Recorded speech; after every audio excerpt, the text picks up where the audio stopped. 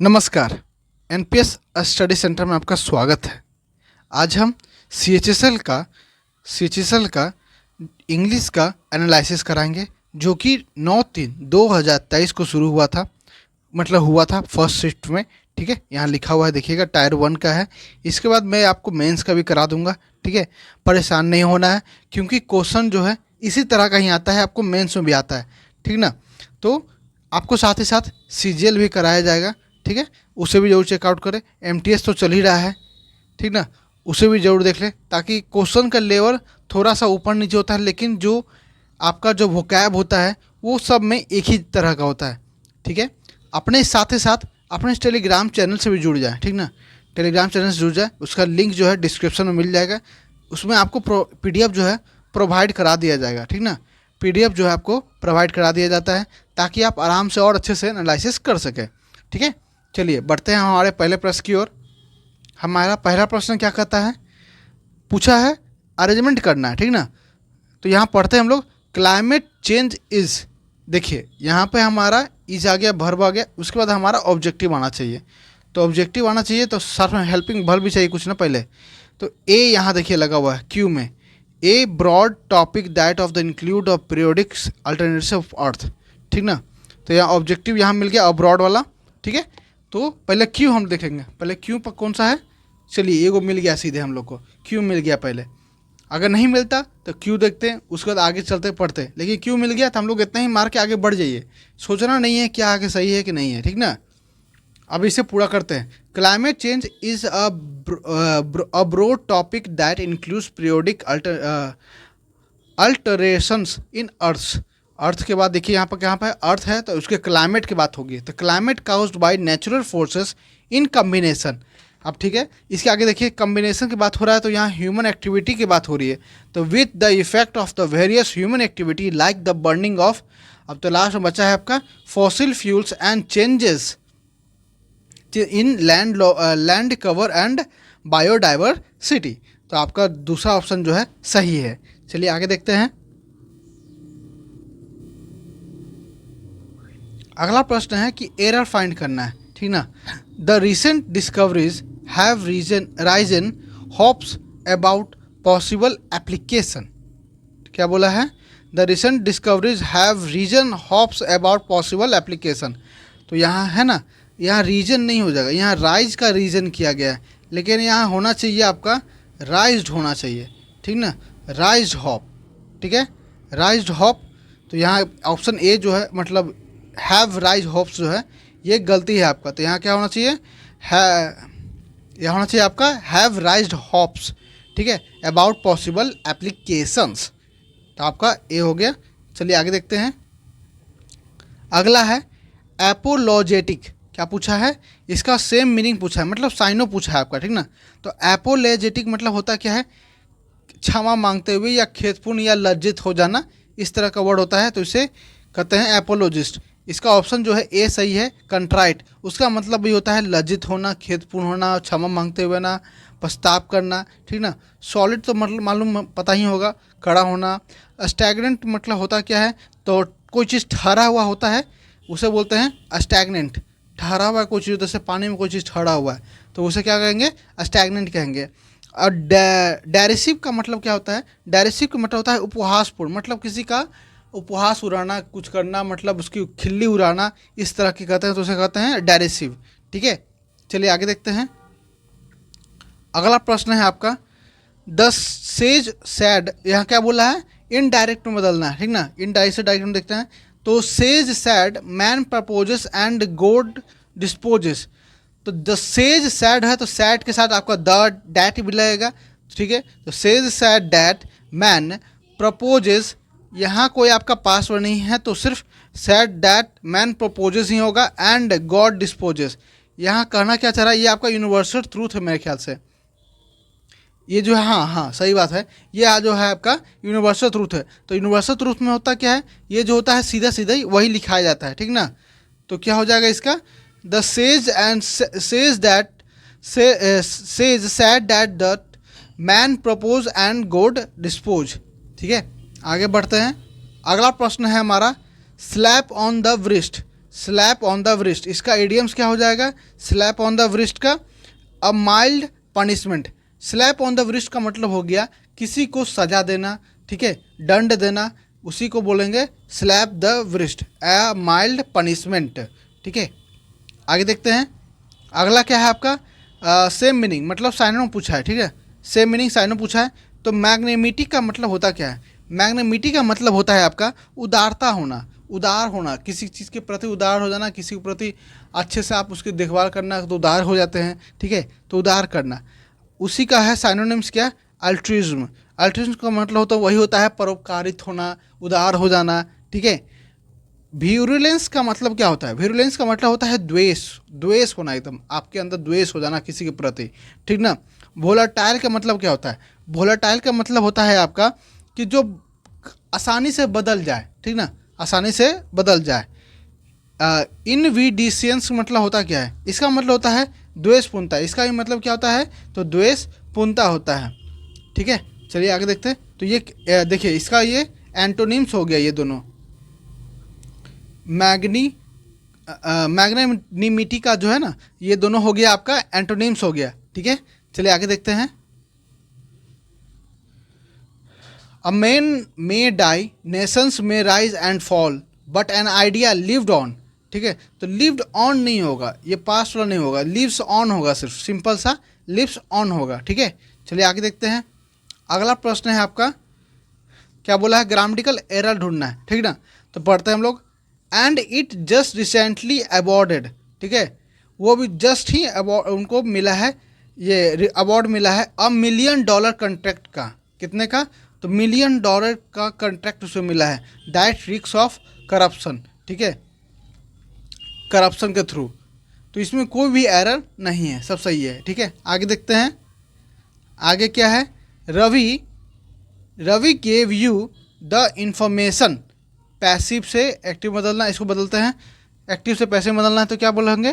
तो यहाँ पहले क्या बोला है? गेव लगा, यहाँ क्वेश्चन मार्क है, तो जानते ही होंगे कि पहले क्वेश्चन मार्क यू है तो यू के पहले हम लोग क्या लगा देंगे? वाज लगा देंगे इस सब में, ठीक है, उल्टा करेंगे तो was the information given to you by किसके द्वारा दिया जा रहा है? तो रवि के द्वारा दिया जा रहा है, तो यहाँ वाज पहले लगेगा, ठीक ना।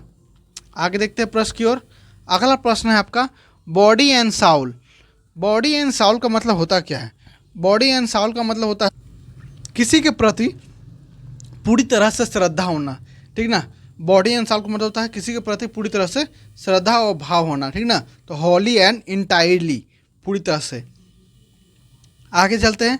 अगला प्रश्न कहता है नो स्पेलिंग एरर। तो नो स्पेलिंग एरर ढूंढना है। देखिए रिमाइंड का स्पेलिंग होता है REMIND, देखिए तो ये ऑप्शन सी जो है सही है ऑप्शन। चलिए आगे देखते हैं। My feet don't dash the ground for the rest of the day. मेरा फीट जो है, पैर जो है, टच नहीं हुआ है ग्राउंड के, मतलब छुआ नहीं है ग्राउंड का, तो क्या हो जाएगा? टच ही कहलाएगा ना, क्योंकि आपका जो फीट है, आपका पैर जो है ग्राउंड से टच नहीं हुआ है दिन भर में, ठीक है। आगे बढ़ते हैं। अगला प्रश्न है study of heavenly bodies. Study of heavenly body तो क्या कहलाएगा? एस्ट्रोनॉमी। क्या कहलाएगा? तो एस्ट्रोनॉमी, ठीक ना।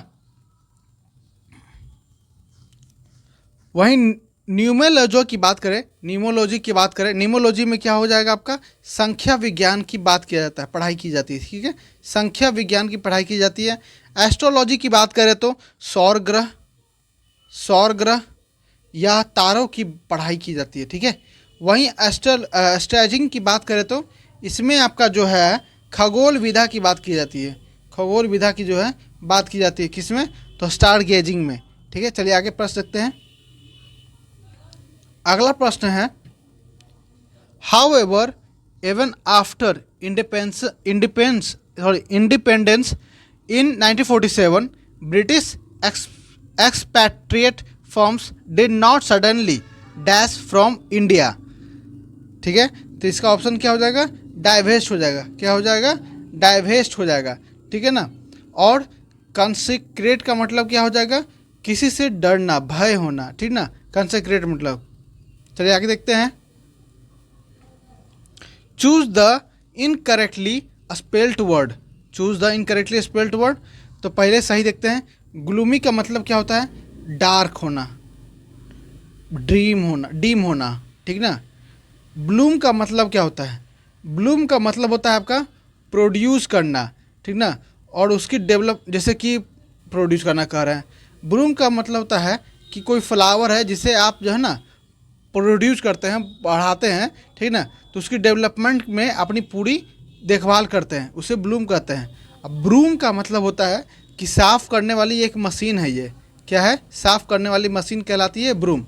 वहीं अगर साउट की बात करें तो स्पेलिंग जो है इसकी गलती है, ठीक ना। SHOUT होता है, साउट मतलब चिल्लाना, ठीक है। आगे देखते हैं। One word has persistent neurotic impulse to steal. इसका वन वर्ड क्या हो जाएगा? तो कैले पैटोमनोमनियक, ठीक ना। तो क्या हो जाएगा? One who has persistent neurotic impulse to steal, मतलब वो क्या होता है कि चोरी करने की बीमारी से पीड़ित व्यक्ति। तो क्या कहलाता है वो? कैलेप्टोमैनिक कहलाता है, ठीक ना। अब आगे बढ़ते हैं इसका हम। तो आइकोनोक्लास्ट का मतलब क्या होता है? आइकोनोक्लास्ट का मतलब होता है रूढ़िगत विचारों वाला। कौन? रूढ़िगत विचारों वाला जो है कहलाता है वो आपका, रूढ़िगत विचारों का जो विरोधी होता है वो क्या कहलाता है? आइकोनोक्लास्ट कहलाता है, ठीक ना। हाइपोक्राइट कौन कहलाता है? तो हाइपोक्राइट होता है आपका पाखंडी हो गया, ढोंगी हो गया, ठीक ना, उसे हाइपोक्राइट कहते हैं। क्वाइनोइजर का मतलब क्या होता है? तो क्वाइनोइजर का मतलब होता है कला होना किसी चीज़ का, ठीक ना, कला होना। आगे देखते हैं। अगला प्रश्न है फ्रस्ट्रेट होना, ठीक ना। फ्रस्ट्रेट होना, फ्रस्ट्रेट मतलब होता है कि आप परेशान होना किसी चीज़ से, ठीक ना। तो वहीं इसका अपोजिट मीनिंग हो जाएगा तो फोस्टर हो जाएगा। फोस्टर मतलब होता है प्रोत्साहित करना, ठीक है। फोस्टर का मतलब होता है प्रोत्साहित करना। वहीं फेटर की बात करें तो फेटर का अर्थ होता है रोक लगाना किसी चीज़ को, ठीक ना, रोक लगा देना, ठीक है। और सरकमवेंट का मतलब होता है कि गतिरोध करना, ठीक ना, किसी को गतिरोध पैदा कर देना, किसी को मतलब रोक देना, ये भी उसी कहलाता है, ठीक है। आगे देखते हैं इर्क।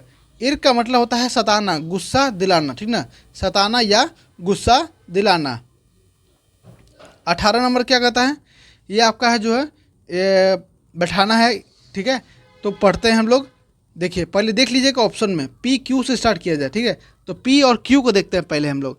देखिए version of the European poor loss, किसका, कहाँ का, ये सही से यहाँ पर एक्सप्लेनेशन नहीं किया गया है। तो P तो हटा दीजिए सीधे।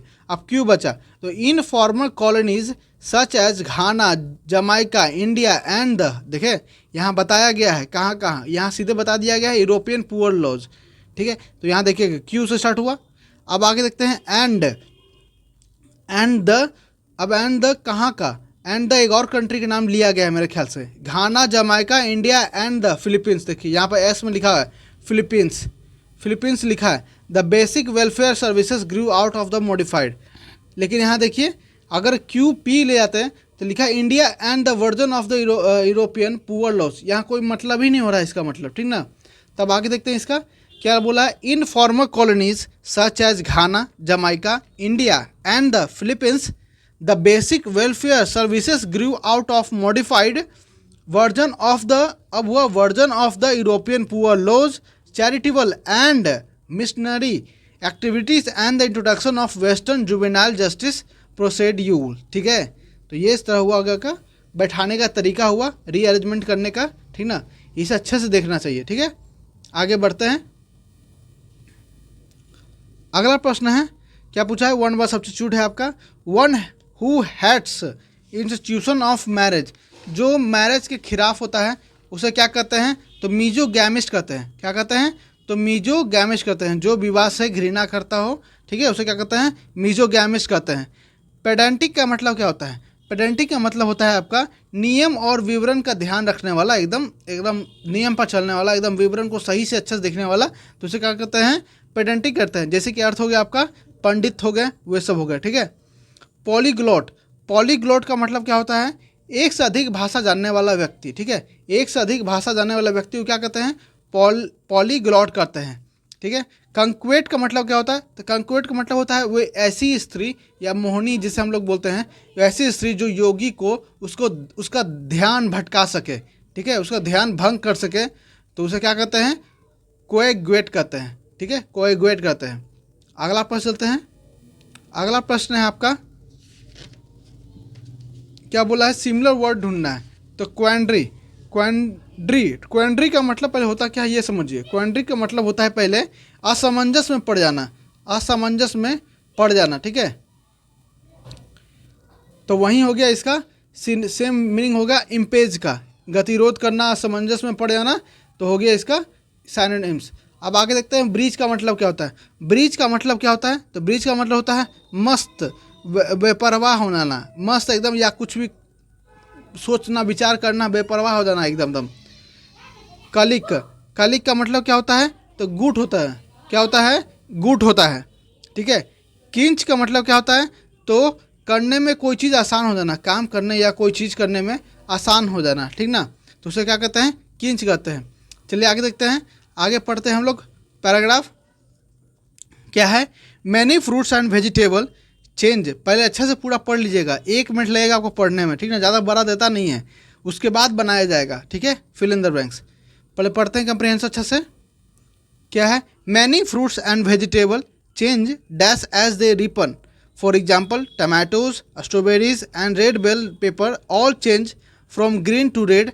Color is just one way along with size, texture and a smell that you can tell if a fruit or vegetable is dash to be harvested or eaten. Imagine a factory that dash strawberries into plastic containers to be dashed to grocery stores across the country. It might be useful to have a machine that automatically dash any green strawberries that were picked before they were ripe, or you might want to a machine on the farm that automatically recognizes strawberries by color and only picks the red ones to begin with. पढ़ लिए, अब इसे आराम से सब बनाया जाएगा, ठीक है। तो देखिए पढ़ते हैं। Many fruits and vegetable change as they ripen. सड़ने के बाद जो है ना फ्रूट और वेजिटेबल है ना चेंज हो जाता है। किस चीज़ में चेंज होते हैं? तो क्लॉथ में चेंज होंगे नहीं, शेप में चेंज होंगे ना, हो सकता है चेंज हो जाए, लेकिन साइज में चेंज होंगे नहीं, लेकिन जो कलर है वो स्पष्ट है कि जरूर चेंज हो जाएंगे, ठीक ना। साइज में चेंज हो या ना हो, शेप में चेंज हो या ना हो, लेकिन कलर जो है ना एकदम चेंज हो जाता है। जैसे देखते होंगे आप कि कोई भी अगर फल है पका हुआ तो पीला होगा, अगर वही सड़ने के बाद यहाँ तो काला हो जाएगा, ब्राउनिश हो जाएगा, रेडिश हो जाएगा, ठीक ना, इस तरह का हो जाता है, तो कलर चेंज होता है। चलिए आगे देखते हैं। अगला क्या है? आगे देखते हैं यहाँ पे। तो colour is just one way, देखिए यहाँ कलर का जिक्र भी कर दिया है। Colour is just one way along with size, texture and smell that you can tell if a fruit or vegetable is dash to be harvest or eaten. देखिए ये खाना क्या चाह रहा है कि कलर ही बता देता है कि आपका उसका साइज, टेक्सचर या स्मेल कैसा होगा कि फ्रूट और वेजिटेबल जो है आपका अब वो हो जाए या तो खाने लायक है या तो हार्वेस्ट करने लायक है। तो यहाँ हो जाएगा रेडी, मतलब तैयार है अब, ठीक है, रेडी है, तैयार है किस चीज़ के लिए? तो वो या तो हार्वेस्ट करने के लिए या तो खाने के लिए, ठीक है। चलिए आगे देखते हैं। आगे क्या बोला है उसी के आगे? Imagine a factory that dash strawberries into plastic containers to be, ठीक है। तो यहाँ क्या बोला है? The imagine a factory that, factory में क्या किया जाता है? तो स्ट्रॉबेरीज को पैक किया जाता है। क्या किया जाता है? टेप लगाएंगे नहीं, ब्रेक करेंगे, तोड़ेंगे नहीं, तो क्या करेंगे? पैक करेंगे। Pack strawberries into the plastic containers, ठीक है। चलिए आगे देखते हैं। क्या बोला है अगला? देखिए आगे लिखा है into plastic containers to be dash to grocery store across the country. मतलब कि आप जब फैक्ट्री को में जब पैक करते हैं स्ट्रॉबेरीज को प्लास्टिक में, उसका कंटेनर्स को, फिर क्या करते हैं? शिफ्ट करते हैं, मतलब भेज देते हैं, ठीक ना। तो शिफ्ट करना होता है, शिफ्ट ऑफ मतलब होता है भेज देना, ठीक है, टू ग्रोसरी स्टोर, जहाँ जहाँ दुकान है वहाँ वहाँ पूरे देश में भेज देना होता है, ठीक है। चलिए आगे देखते हैं। लास्ट यहाँ क्या कहता है? It might be useful to have a machine that automatically dash any green strawberries that were picked before they were ripe.